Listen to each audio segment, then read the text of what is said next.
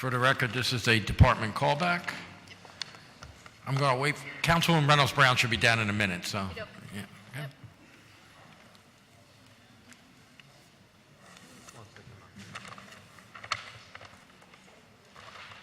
You have a question? All right. Please. Councilman Dom had a question in the meantime, so please. I didn't have a question, but I figured I would start a conversation. Community College was here earlier today. And I should have asked them, I thought about it afterwards.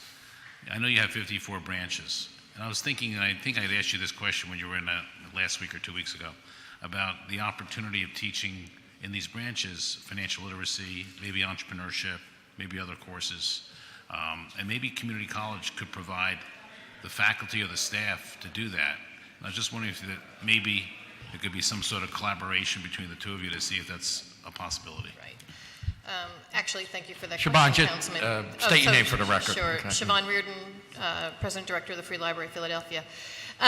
So, Councilman, great question. And actually, Guy General is actually on our Board of Trustees, which is a wonderful thing.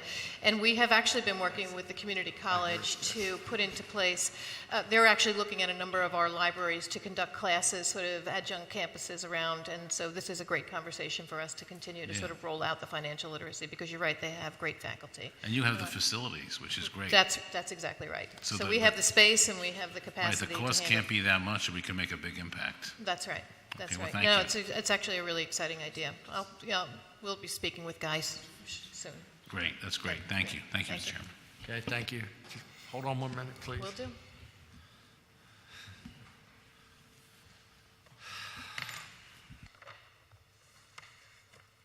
Just so that you know, I wrote this. And I don't know, we'll find out whether we want to hand it out or not.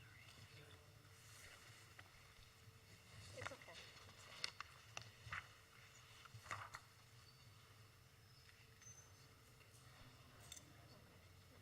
So listen, let me ask you a question. So how happens your work that's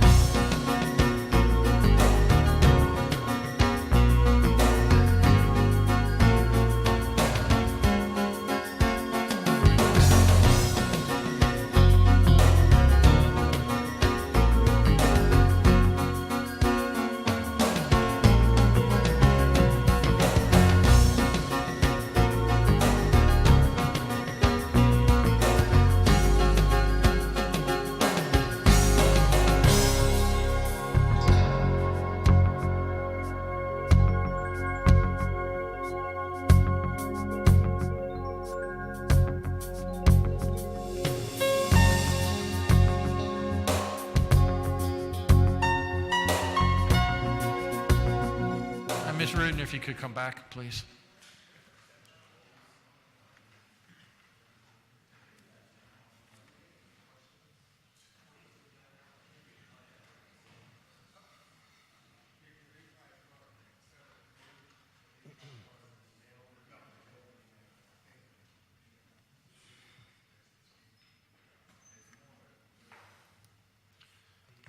Councilwoman, you ready? Okay, please. Councilwoman Reynolds Brown. Hold on one second. I'm sorry. She doesn't. We gotta get the microphone fixed.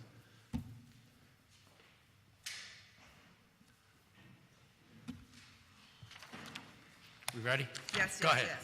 Please. Thank you, good afternoon, and my apologies for the delay. Thank you for returning, and thank you for the response that you provided to a number of council colleagues and myself as a result of the round one of the public budget hearing. If you could please speak to the names, how you arrived at these names for the Diversity Committee, which is an important first step, and let's start there. How you arrived at the names, and let's start there. So, Councilwoman, good afternoon. I'm going to guess you're still speaking of the Board of Trustees, Yes, Diversity yes, and Inclusion yes. Committee, yes. So that was a decision made by Board Chair Pamela Demby. The chair, I just actually came from their very first meeting just this morning, and the committee is chaired by, co-chaired actually, by Sade Olani-Pecan-Lewis as well as Chris Arlene. So started the conversation really just trying to get a historic background as to our work in this area. And so what is your vision, what is your expectation, what is your game plan, what is your mission now that you've assembled what appears to be a group of dynamic professionals? So I'm going to ask Chris Arlene, who is the co-chair of the committee, because there's a part of that session that was executive session where I wasn't involved, so I'm going to ask Sure. Chris, who is the co-chair of the committee, to Sure. respond, if you don't mind.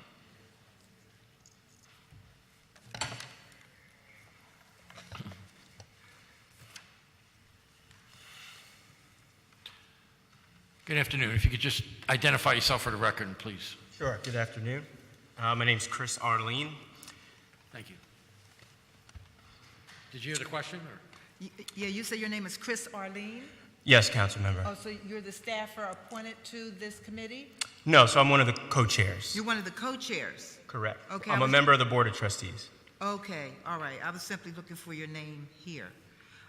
So let me hear from leadership what you believe the charge is or should be, and let me hear from you how you expect to execute the charge. I need to hear from leadership first, because it all starts with leadership. So the way we have been talking about the work of the Board of Trustees is as an oversight committee to the work of the library, both from the review of the data the benchmarks that we will be putting into place, as well as the plan that we are establishing right now for the long-term sort of review and overhaul of diversity and inclusion and sort of action plan. So the board, in my mind, is designed to oversee this work, to set the benchmarks, and of course I get review. My annual review is based upon this work, but the D&I committee is specific to this specific action plan for the library, period. Okay. So correct me, please, if I am incorrect. I see no listed employees or staff. These are board members, and I'm not saying that's good, bad, or indifferent. I just want to hear the logic behind So that. there are two types. There are two committees, if you will. One specific to the Board of Trustees, which is the group of board members that you saw, and then the second is what I'll call a diversity inclusion steering committee made up of an array of staff, board members, both from the Board of Trustees, as well as the Foundation Board of Directors, representatives from the 2 locals of DC 47, Okay. representatives from DC 33, local 696. We have a number, we have each member of the executive team will is a part of the steering committee. So representatives from different levels of staff throughout the organization. Our volunteers, as well as our friends, will have a presence on that board as well. And then we have some outside folks. Darwin Beauvais is going to be our outside counsel to make sure that we're living as within the legal limits of what we're allowed to do. And Nolan Atkinson will still be there as a presence of the Mayor's Office of Diversity and Inclusion, and then somebody from the Office of Human Resources. As we go through, looking at job descriptions and civil service, that there's compliance there. Well, you've spoken to 2 follow-up questions I had, which were independent experts or consultants, and you've indicated that will be Darwin Beauvais, and representation from the Mayor's Office, and DC 47 and DC 696. So I would think that creates a rich mix and diverse group of voices from a number of different sectors who can weigh in on how we change the culture there. In your testimony, you stated, and I quote, "I readily acknowledge that these are first steps. Creating a bias-free workplace is a significant undertaking, no doubt, and not something that can be achieved in short order." It's 2 years later. "This is not meant as an excuse, but rather as recognition of the enormity of what we're trying to do." And yes, it is huge. What does urgency look like to you when it comes to creating a bias-free workplace? So we now have a team of professionals. They understand the mission and the charge. They now have been given an assignment, if you will, and let me not editorialize. You complete the sentence. So is the question, what does courtesy look like? Is that what you... What does urgency? Oh, urgency look like. Forgive me. So, so we have already put into place, so already that I had my all-staff day on Friday. It is really about creating the action plan, moving on the action plan, particularly grabbing onto the low-hanging fruit where we know we can make quick change. But then a lot of what we're trying to do is get at deep sustainability of the effort, whether, on the kind of training that needs to be put in place, how it is we embed this in the strategic plan, which is undergoing review, we're about to start going into our next 5-year strategic plan, incorporating this into that with the benchmarks, looking at recruitment and hiring.